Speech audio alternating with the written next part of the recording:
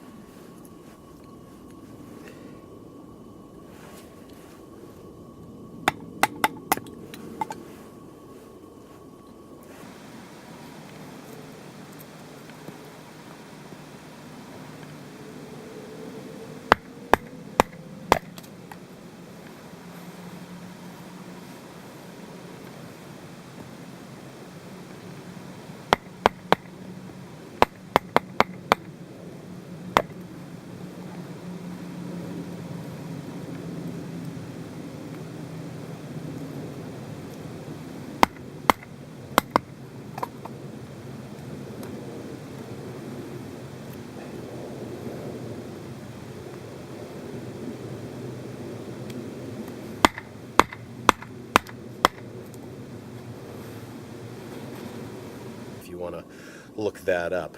So it's VitalGrill, and comes in a nice small little package here. I would say the bag is pretty minimal that it's going in, so if you're going to put it around a lot of softer fabrics like poofy jackets and things like that, Just keep in mind it could tear some holes in packs or you know, lighter duty jackets. So the bag could be replaced with a box, or better yet, actually something in leather or Kydex. Stuff that you would obviously use around a knife is going to be good around this small grill. So the grill slides inside a little tray here. Sometimes it's a little stubborn. Hands just got really cold on this metal, so didn't want to cut my hands and just decided to warm them up a tad. But anyway, slides out.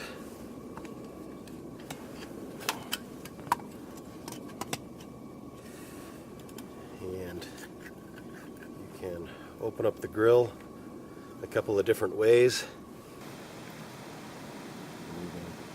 Bigger spread here. Certainly get that in that fashion. And it only goes on one way. It's going to dovetail right onto this fitting back here, you can kind of see. So we'll set it down, make it as square as we can, and get her to nice square and aligned. And again, everything fits really, really tight, and therefore it's going to be a lot more stable. I'm going to move this other little helper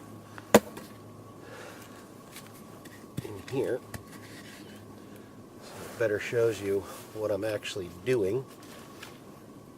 The VitalGrill is basically a small blast furnace, and it's using ventilation inside here and a fan for a blast furnace. So the ventilation is going to help you start the fire, and what the ventilation and coupled with the fan are going to allow you to do is make a much hotter fire, not as much smoke, not as much soot on pots and pans. It is a AA.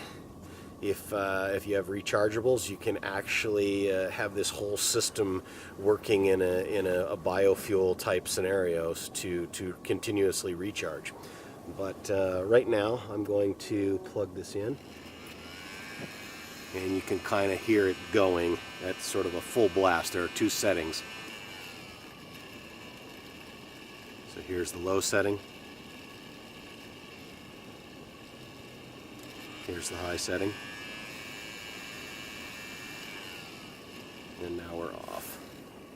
So I'm just going to set that there so you can kind of see what's going on.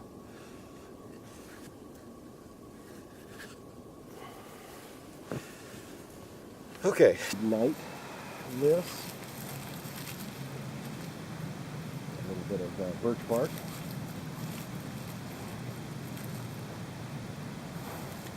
Going to just dust that kind of in a nice little bird's nest.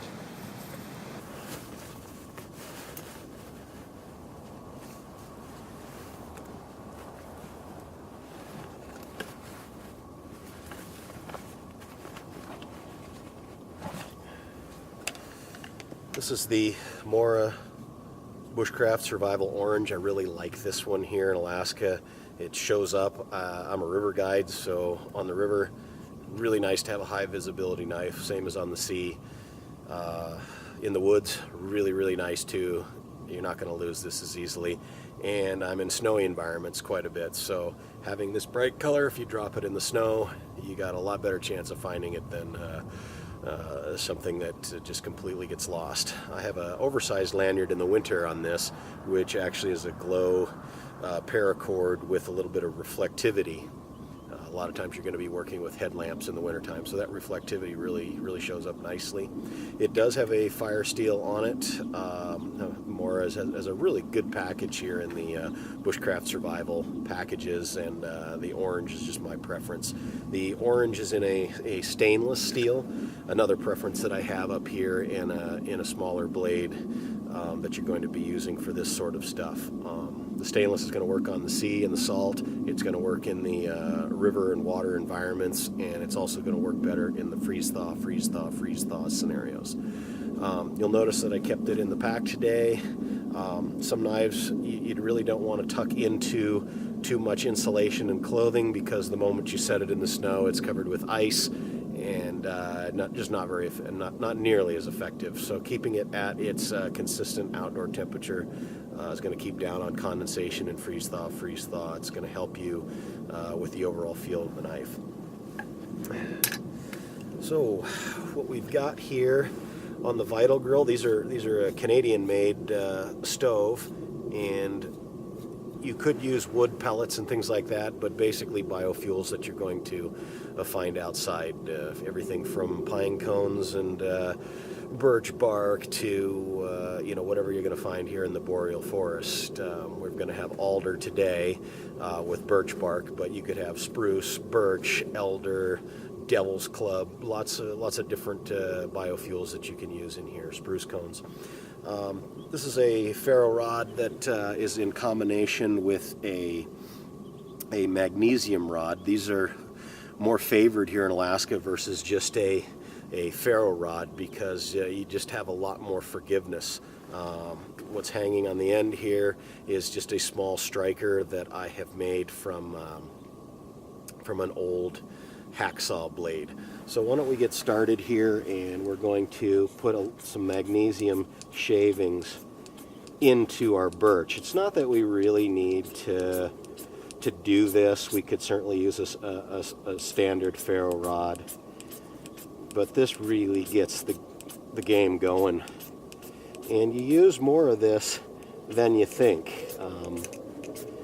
You don't have to be gross about it, but you use a lot more of this stuff than you think, because that first strike is key, first ignition is key. Just like a primer on a bullet case, you want to drive her home first time around. Okay, we got a good amount on the top, and now we're going to go ahead and get this ignited. And it has been cold here, a lot of frost on things.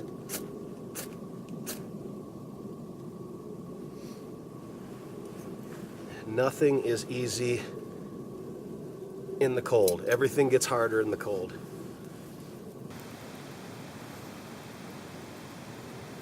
So we've got a nice little bird's nest going of birch bark.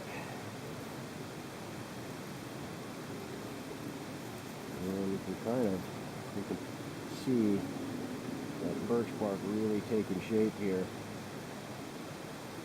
Very, very good fire starter. We're very fortunate in the Northland to have this kind of a tinder. Other tinders and feather sticking when your hands are cold is really, really difficult.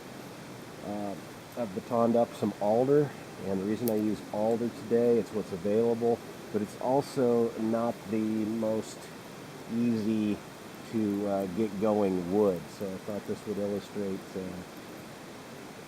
a little better the capabilities of this blast furnace. And I haven't feather sticked it. I might feather stick it into smaller pieces every once in a while. I'm going to pull the vent out now that I have it going. It's very important.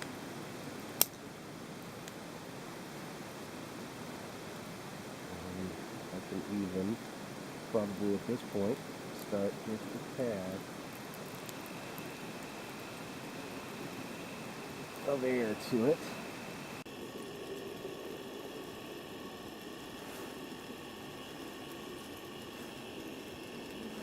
And I can just kind of keep piling this on.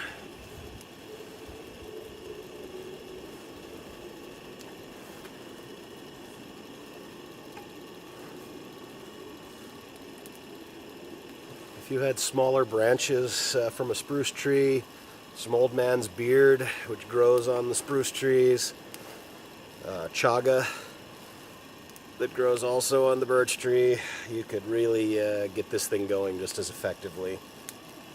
Again, I'm using the materials that are literally right next to me.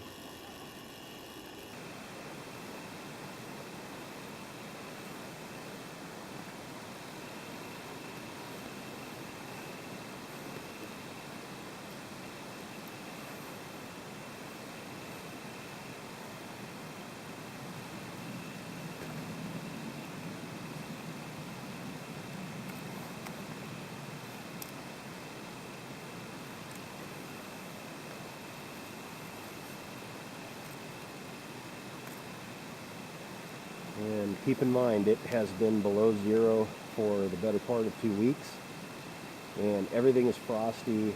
Everything has a certain amount of humidity in it, and alder is also not an easily combustible material.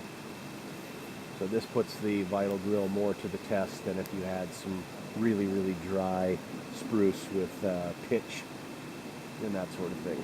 So what we've got right now, we've got it on the low setting, and it's really taking quite nicely.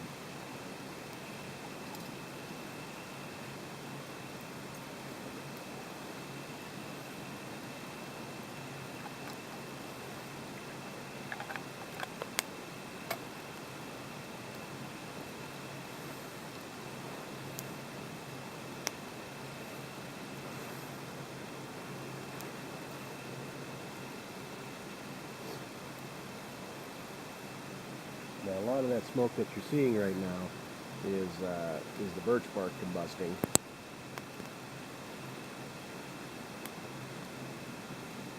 So we're getting a pretty nice flame. Certainly at this point, if it was cold outside and your hands are really, really chilly, at this point you could be warming your hands for better dexterity, grabbing pots, pans, food preparation, and whatnot. At this point, I've got already some good little coals going. The birch bark is consumed, and I'm going to go ahead and take it up a notch.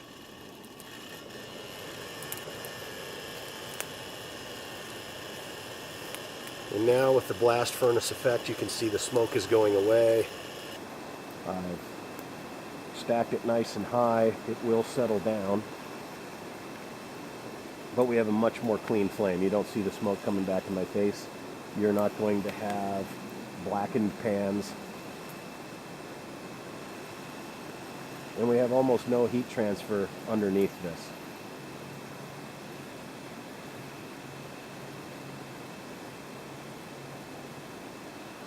Now you can see how clean burning that is.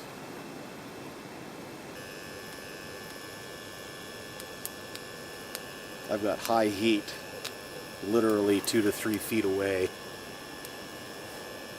from the stove. Let's take it down a notch to 1.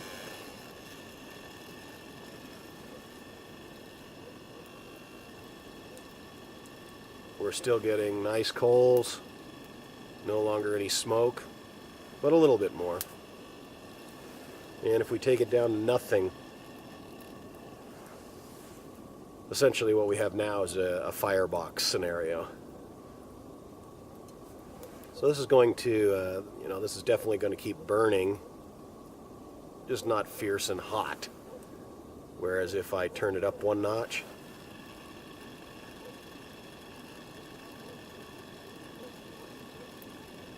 I've got beautiful coals here. I could definitely be cooking over this. And if I really needed to boil some water, we're at full tilt again.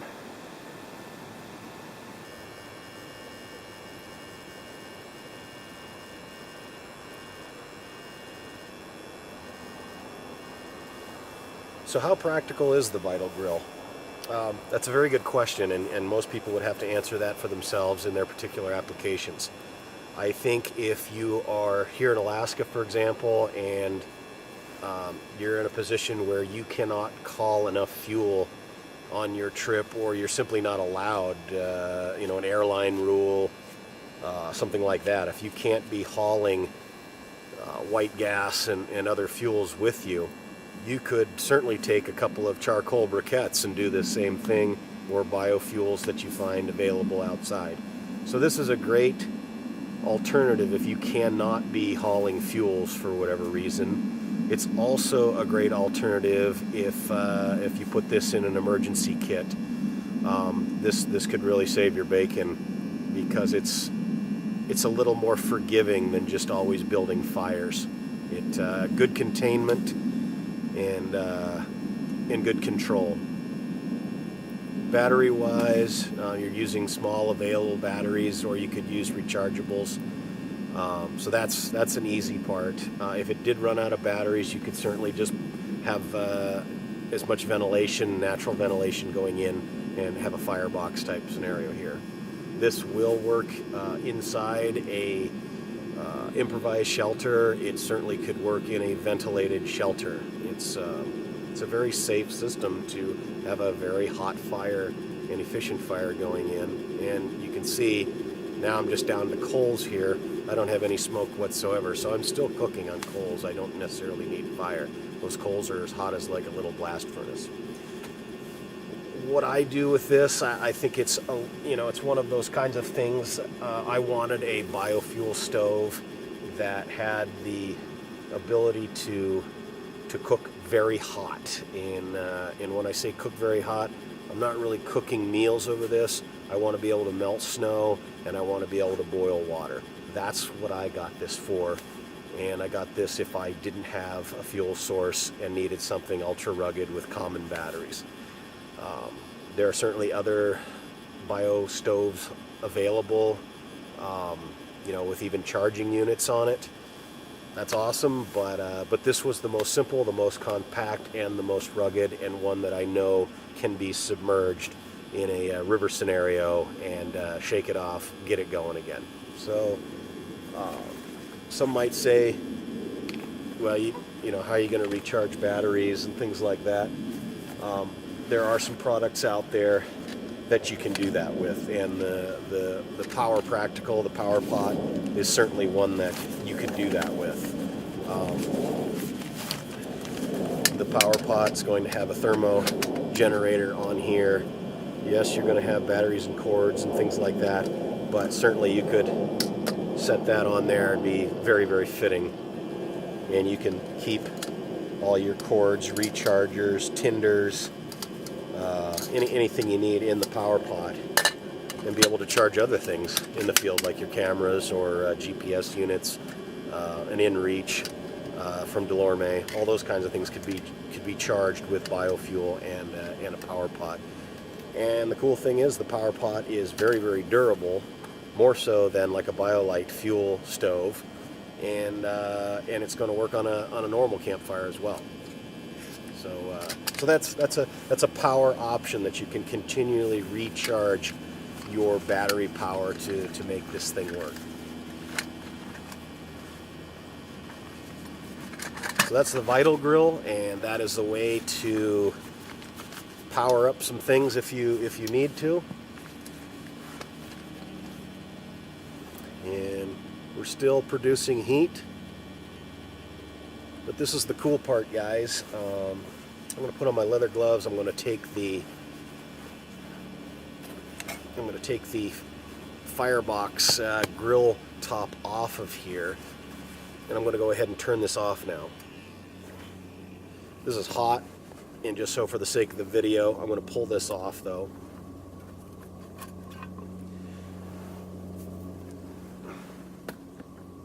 And this is really what you end up getting. It's clean as a whistle, and you're burning it down to very, very fine ash, essentially no embers. So at the end of this, you have a really quite nice clean setup to be able to put back in your bag. So not a bunch of blackened pots and pans, not a bunch of blackened firebox parts, and very compact, ready to go again. Super rugged, super simple, super nice. Just an excellent option when you don't have gasoline and propane and butane fuels as an option. I use it as a secondary option. I feel that it's probably not a primary option for somebody that's in a group cooking scenario. But for me, as a fast water boil, needing to purify water or needing to get hot water for drinks, awesome system. So